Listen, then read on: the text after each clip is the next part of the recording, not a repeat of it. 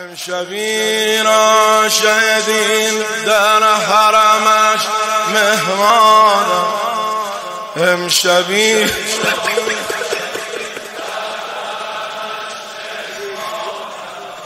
مکنه ای صبح سلو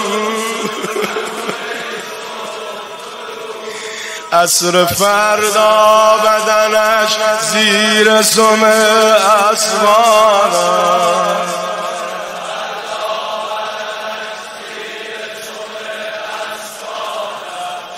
مکنه ای صبح